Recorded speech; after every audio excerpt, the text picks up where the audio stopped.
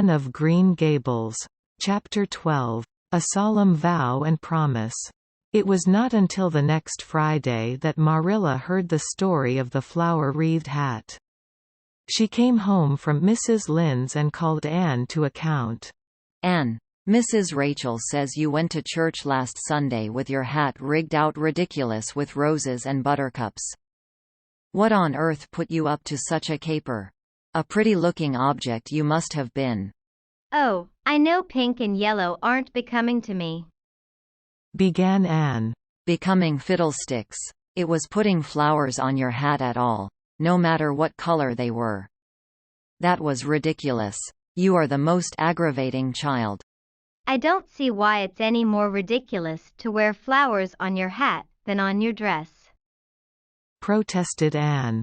"Lots of little girls there had bouquets pinned on their dresses. What's the difference?" Marilla was not to be drawn from the safe concrete into dubious paths of the abstract. "Don't answer me back like that, Anne. It was very silly of you to do such a thing. Never let me catch you at such a trick again.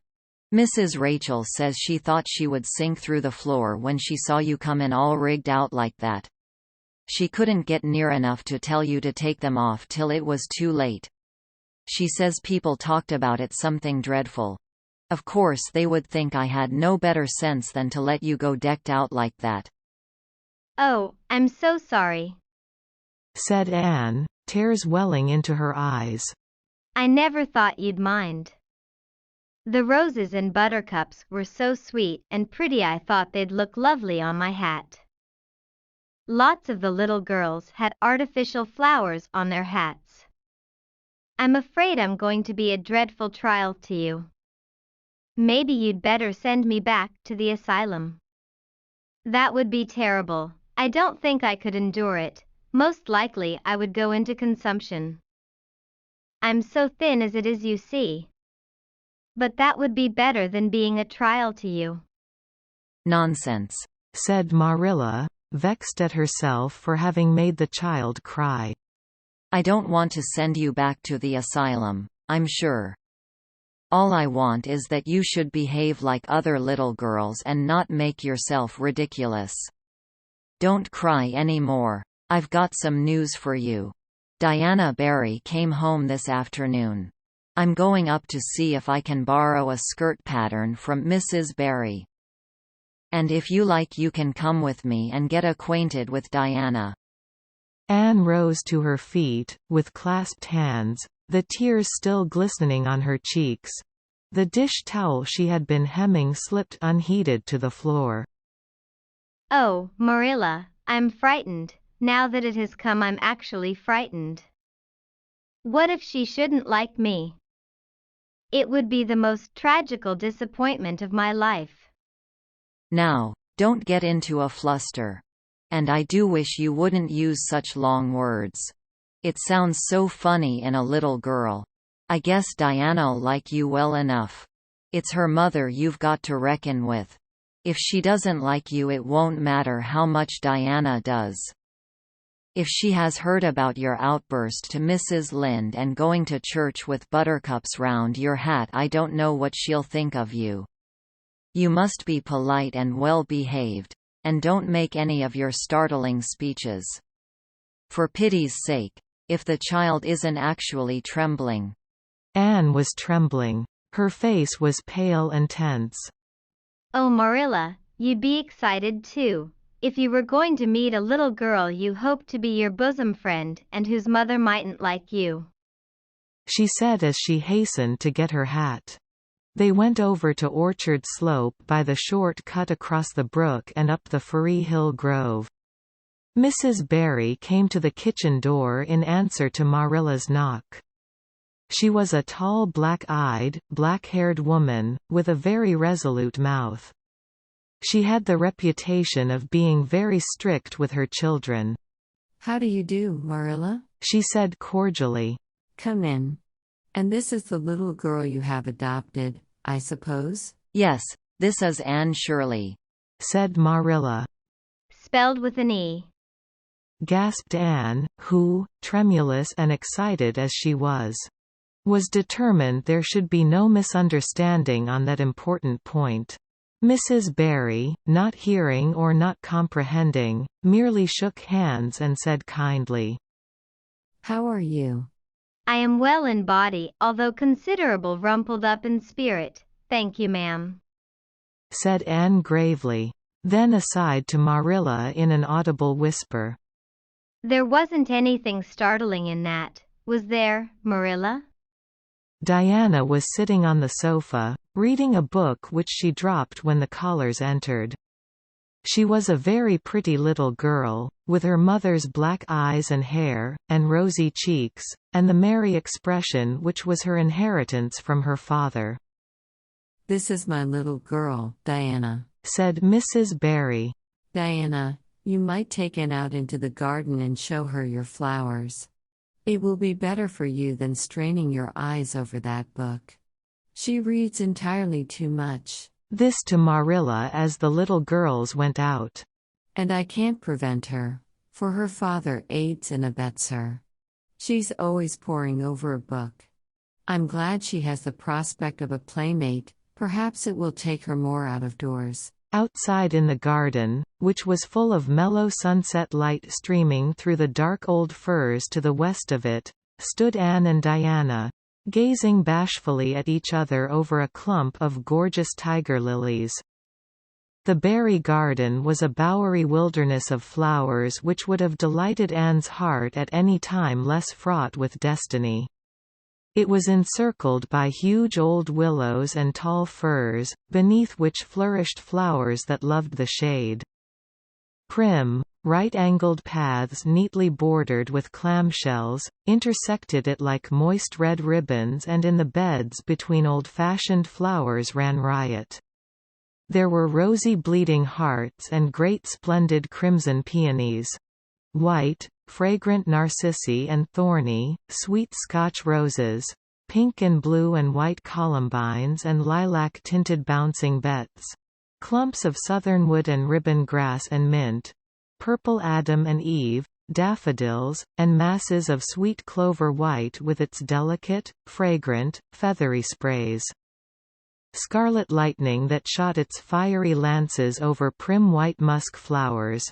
A garden it was where sunshine lingered and bees hummed, and winds, beguiled into loitering, purred and rustled.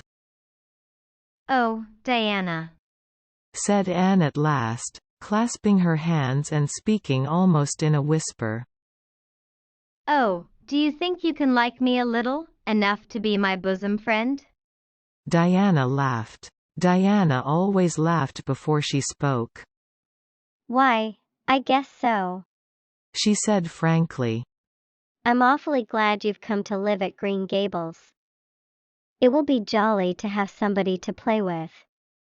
There isn't any other girl who lives near enough to play with, and I've no sisters big enough. Will you swear to be my friend forever and ever? demanded Anne eagerly. Diana looked shocked. Why, it's dreadfully wicked to swear, she said rebukingly. Oh no, not my kind of swearing. There are two kinds, you know. I never heard of but one kind, said Diana doubtfully. There really is another. Oh, it isn't wicked at all. It just means vowing and promising solemnly. Well, I don't mind doing that, agreed Diana, relieved. How do you do it? We must join hands, so, said Anne gravely. It ought to be over running water. We'll just imagine this path is running water. I'll repeat the oath first. I solemnly swear to be faithful to my bosom friend, Diana Barry, as long as the sun and moon shall endure. Now you say it and put my name in. Diana repeated the oath, with a laugh fore and aft. Then she said, You're a queer girl, Anne. I heard before that you were queer. But I believe I'm going to like you real well. When Marilla and Anne went home, Diana went with them as far as the log bridge. The two little girls walked with their arms about each other. At the brook they parted with many promises to spend the next afternoon together. "Well, did you find Diana a kindred spirit?" asked Marilla as they went up through the garden of Green Gables. "Oh yes," sighed Anne, blissfully unconscious of any sarcasm on Marilla's part. "Oh Marilla, I'm the happiest girl on Prince Edward Island this very moment. I assure you I'll say my prayers with a right good will tonight. Diana and I are going to build a playhouse in Mr. William Bell's birch grove tomorrow. Can I have those broken pieces of china that are out in the woodshed? Diana's birthday is in February and mine is in March. Don't you think that is a very strange coincidence? Diana is going to lend me a book to read. She says it's perfectly splendid and tremendously exciting. She's going to show me a place back in the woods where rice lilies grow. Don't you think Diana has got very soulful eyes? I wish I had soulful eyes. Diana is going to teach me to sing a song called Nellie in the Hazel Dell. She's going to give me a picture to put up in my room. It's a perfectly beautiful picture, she says, a lovely lady in a pale blue silk dress. A sewing machine agent gave it to her. I wish I had something to give Diana. I'm an inch taller than Diana, but she is ever so much fatter. She says she'd like to be thin because it's so much more graceful, but I'm afraid she only said it to soothe my feelings. We're going to the shore someday to gather shells. We have agreed to call the spring down by the log bridge the Dryad's Bubble. Isn't that a perfectly elegant name? I read a story once about a spring called that. A dryad is sort of a grown-up fairy, I think.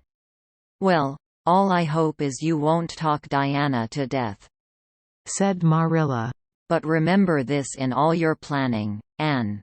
You're not going to play all the time nor most of it. You'll have your work to do and it'll have to be done first." Anne's cup of happiness was full, and Matthew caused it to overflow. He had just got home from a trip to the store at Carmody, and he sheepishly produced a small parcel from his pocket and handed it to Anne, with a deprecatory look at Marilla. "I heard you say you like chocolate sweeties, so I got you some," he said. "Hump," sniffed Marilla. "It'll ruin her teeth and stomach. There, child, don't look so dismal. You can eat those, since Matthew has gone and got them. He'd better have brought you peppermints. They're wholesomer. Don't sicken yourself eating all them at once now." "Oh no, indeed, I won't," said Anne eagerly. "I'll just eat one tonight, Marilla. And I can give Diana half of them, can't I? The other half will taste twice as sweet to me if I give some to her. It's delightful to think I have something to give her." "I will say it for the child," said Marilla when Anne had gone to her gable. "She isn't stingy. I'm glad, for of all faults I detest stinginess in a child. Dear me, it's only 3 weeks since she came, and it seems as if she'd been here always. I can't imagine the place without her. Now, don't be looking I told you so, Matthew. That's bad enough in a woman, but it isn't to be endured in a man. I'm perfectly willing to own up that I'm glad I consented to keep the child and that I'm getting fond of her, but don't you rub it in, Matthew Cuthbert." End of chapter 12.